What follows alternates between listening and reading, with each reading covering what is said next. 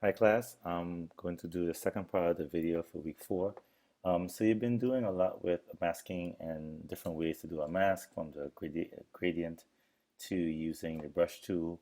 And today we're going to show you a little bit more about channel masking. So basically what we want to do is take this image out of the background and place it on this background. So right now I have a background with a foreground image.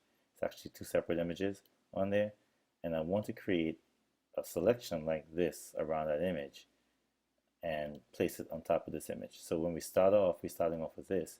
Now what you want to do is first when you open up your image, let's remove the lock from the background and pull up your channels panel. That's under window channels.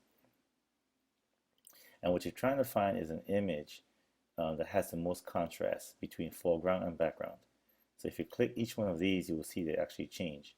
Notice that this doesn't have much contrast. It's almost gray, the entire thing. This is better, but the red actually has the best contrast because of this dark area. Now sometimes you may have an image that's something like this that started off like that. And if you look at this, you can see this red doesn't have very good contrast because it's almost white all the way around. The green is much better, and the blue is also not bad. Probably the blue might be the best one because it's dark and I can see some light areas here, whereas the green looks very dark, so all over. So with my image, I'm going to start off with this one to start masking out. And what you want to do is go to Image and hit Calculations. And what I will do is actually give it a little bit more contrast. So go on the Image Calculations. It'll also do, when you hit OK, it'll create an alpha channel. And this is the channel that you're going to actually paint on. So the first thing you want to do is you want to clear away a lot of this excess area that's on the back, and then we'll start painting this into black. So we need to get this all black and all this to be white. So we can use the magic wand to start off because we're just going to take away some really big areas. We're not going to get close to the hair or the hat. We're just going to take away some big major areas here, like that. No feather on your, oops, I need the white to be in the back, and hit delete.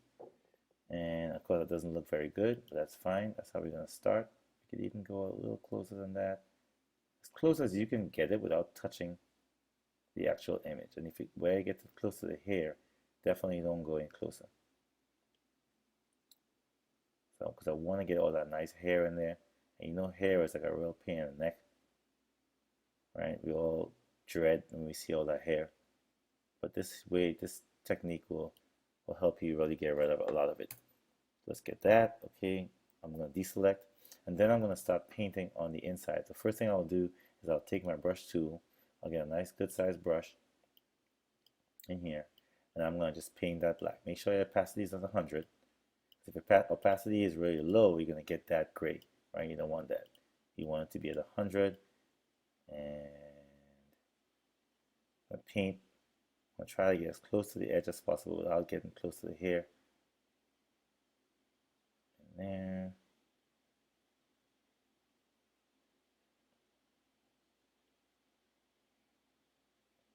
So we're gonna paint all this in black, and then we're gonna come back and paint the outside. Try to get the outside to be white. So we'll do that in a couple different ways. So we've been using a lot of brush tool, but in this tutorial you'll be actually using the burn and the dodge tool to help you get rid of some of these. So let's go in a little closer. You can drop it brush size down if you need to kind of get in there a little bit. So like these areas, you definitely want to get in there a little bit with the black. It's much easier to paint on the inside of an image than it is to try to mask the outside. So you're going to get all that little hair. Wherever there isn't any spaces in between, you can just blacken it all out. Like that. So we got that going on over there. And over here we have the eye. So I'm just using that paintbrush.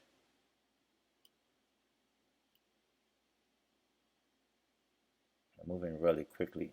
Try to get through this in 15 minutes, but you might want to take your time a little bit closer. So I have some areas around by the hat, all that stuff I want to get. And if you have a Wacom tablet and a pen, it may be easier in some instances. Sometimes it's not, but you get the hang of it. Okay, so you're painting all of that. Now you're thinking, man, I gotta go and paint all this white stuff. That's a real pain in the neck. And it could be, but one of the cool things about this technique is that using the dodge tool is going to make a lot of areas white. Let's paint some of this in there. I need to bring my brush up a little bit.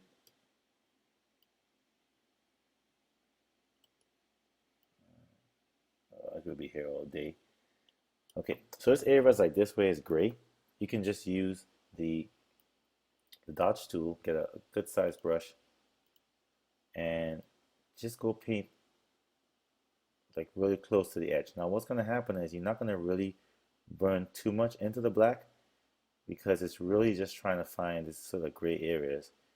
And if you're going a little closer, you'll see it's kind of not going over where the black is too much. And it's catching some of the hair, which is good, but it's also leaving a lot of it. Because I have it on 82. Sometimes you might have to go down a little bit inside because you don't want to, take away like all the hair. So you kind of want to go in there a little bit, and you want to keep it on the highlights. So you got a nice little sort of burn. It's going to burn some of the hair in there. Certainly the edges, you can put it up to 100. Where you have your edges, and you can certainly go and really get in there. And you might have to go over it a couple times before you actually get it right. Like one time over is probably not going to do it. You have to probably go over it more than once.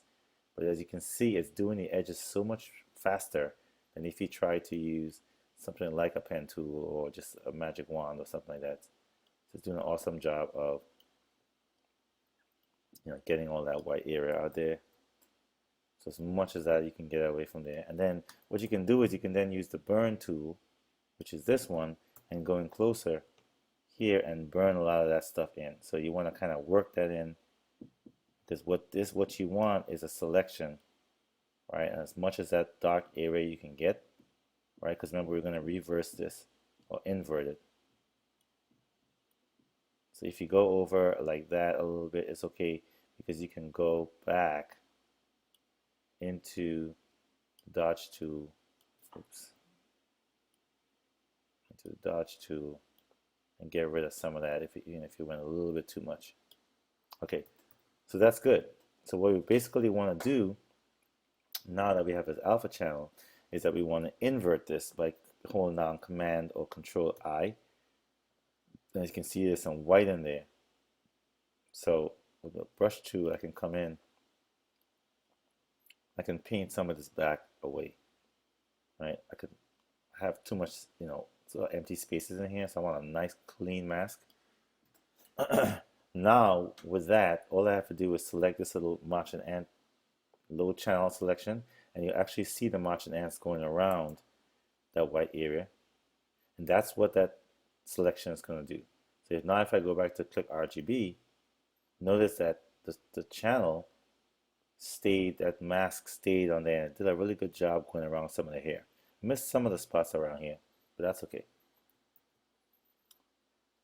So now I have two images. I have this image, so I want to hide this layer, and I have my selection. I want to go to my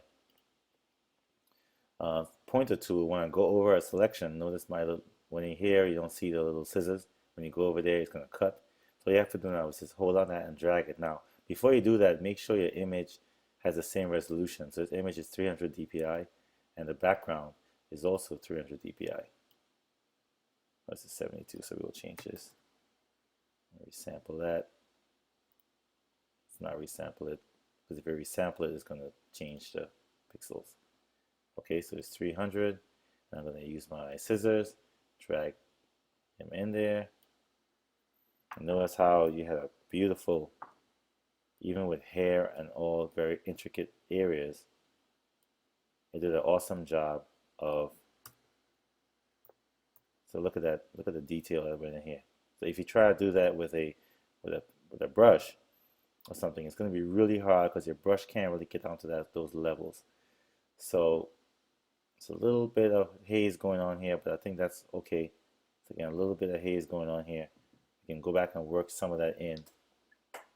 Probably could have removed some of this area here. But as you go, as you kind of scale back, looks pretty good.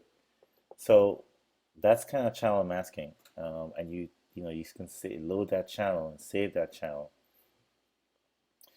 to later because it's going to be an alpha channel. So even if you were to deselect this and close your file and bring it back, all you would have to do is just open your channels again, select the alpha channel, then for the selection, take it back to RGB, and you have a selection again. So it's really cool because you don't have to worry about, oh my gosh, like I made a mistake. And if you're doing this with the magic wand and the mouse went out off by accident or your hand got tired, then you've lost a selection. You have to start over.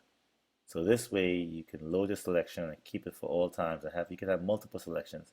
So you can have other alpha channels based on these colors and have channels in different places and mask things different out. So in different ways. So hopefully this helped, because I know the tutorials this week all web pages, and you can certainly search online to get some more information about channel masking.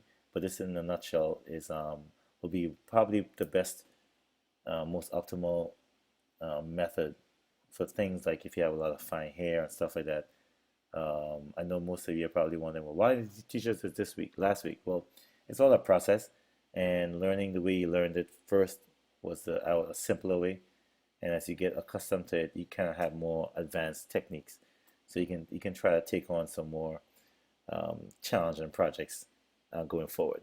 Okay, hopefully this helped, and let me know if you have any questions. And this week I will be definitely correcting your first project, and you will have grades by next Sunday. You already have grades for your discussion posts, and you'll have your grades for your first project. So look out for that by next week. All right? Good night, over and out.